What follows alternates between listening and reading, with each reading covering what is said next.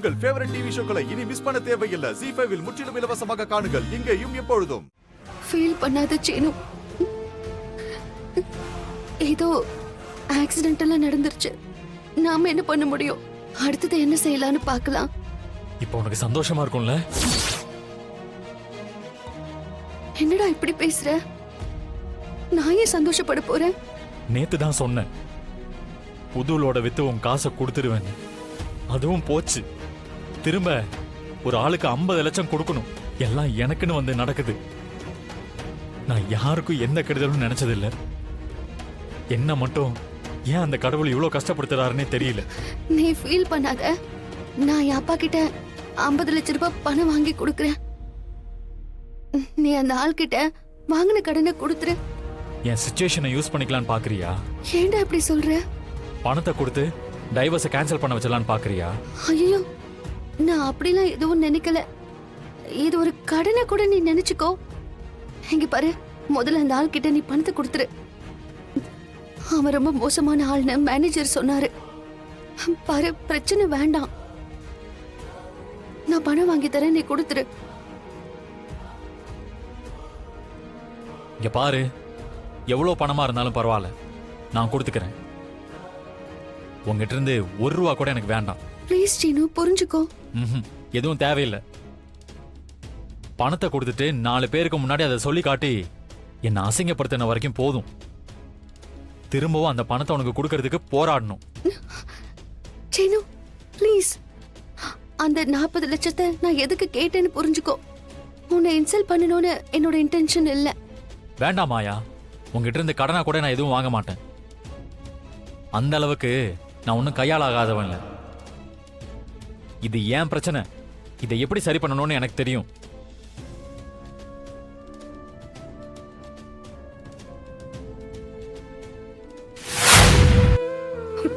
என் மனசுல கதிர் தான்ப்பா இருக்கான். அவன் எனக்கு வேணும்பா.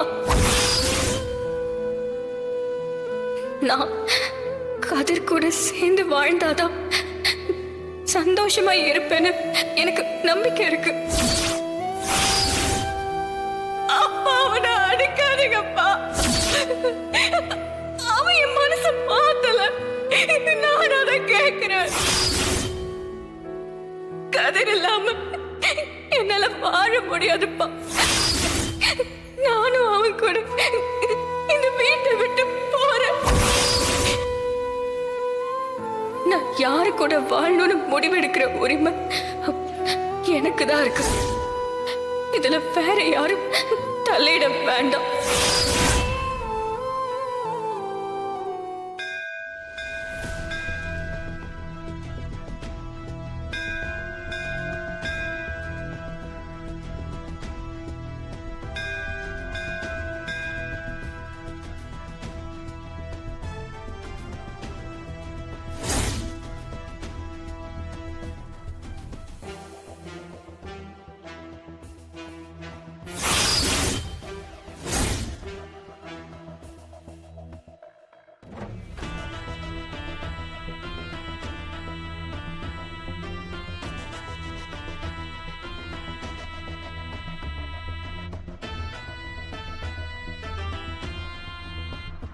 ரகுராம்,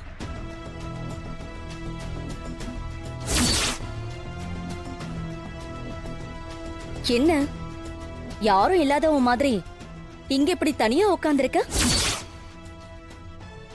சொல்ல போனா அதான உண்மை. இப்ப நீ தனிமரமா தானே ஆயிட்ட. என் பொண்ணுக்காக தான் இருக்கேன். அவதான் எனக்கு எல்லாம்.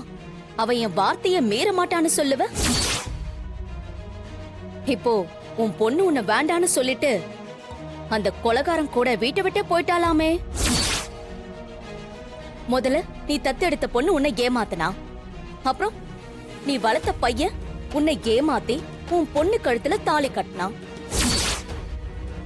அப்புறம் உன் பொண்டாட்டி உன் பேச்ச மீறி அவங்கள வீட்டுக்கே கூட்டிட்டு வந்தான். உன் தங்கச்சி சொத்து பிரிச்சு தர கேட்டா. உன் தம்பி உன்னை மீறி பஞ்சாயத்து தலைவராயிட்டான். கடைசியில நீ மார்த்தட்டி சொல்லுவியே, என் ரத்தம் என் ரத்தம்னு. அந்த உன் ரத்தம் உன் பொண்ணே உன்னை இப்ப வேண்டான்னு சொல்லிட்டு போயிட்டான். இப்படி உன் குடும்பத்துல இருக்கிற யாருமே உன்னை மதிக்கலையே ரகுராம். வீட்லயும் மரியாதை இல்ல, ஊர்லயும் மரியாதை இல்ல. ஆனா பரவாயில்ல, உன்னை பாராட்டணும். இவ்வளவு அவமானத்துக்கு அப்புறமும் தைரியமா ஊருக்குள்ள தலை காட்டுற பாத்தியா?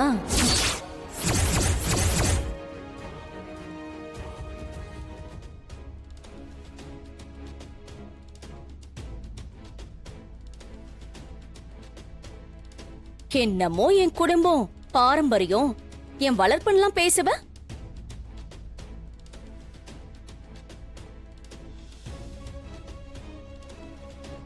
இப்ப பாரு, இதுதான் உன் வளர்ப்பு. கட்டாய தாலி கட்டினாலும் ஒருத்தன் கூட வாழ்ந்தாலும் வாழுவேன். ஆனா அப்பம் பேச்சு கேட்க மாட்டேன்னு சொல்லி உன் பொண்ணு போயிட்டா. கடைசியில இப்படி ஒரு தனி மரமா வந்து உட்கார்ந்திருக்க பாத்தியா? செஞ்ச பாவத்துக்கான தண்டனை எல்லாம் இப்பதான் உனக்கு கிடைக்கவே ஆரம்பிச்சிருக்கு.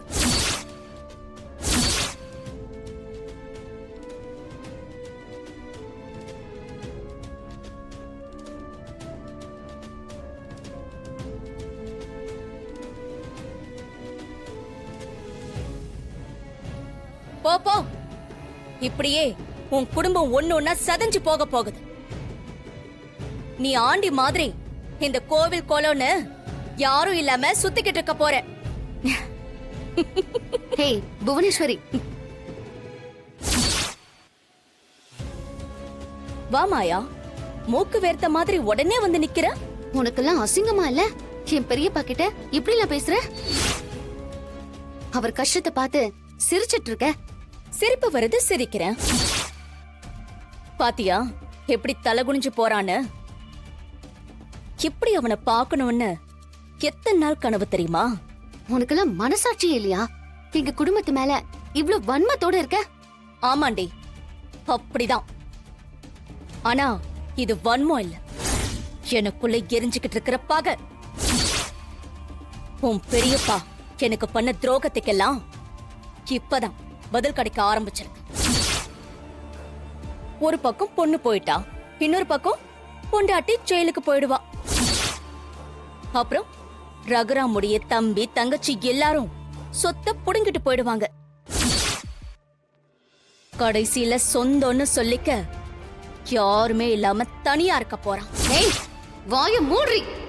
ஏய் ஓடி போடின்னு சொன்ன. உனக்கெல்லாம் என்னடி மரியாதை? என் பெரியப்பா தோத்து போயிடுவாருன்னு கனவு காணாத. அவர் தோக்கிறதுக்கு நான் விடவும் மாட்டேன். தனா மேல என் பெரியப்பாவுக்கு இருக்கிற பாசம் என்னைக்கும் போகாது. ஜீ5 ஆப்பை டவுன்லோட் செய்து அனைத்து எபிசோடுகளையும் இலவசமாக பாருங்க.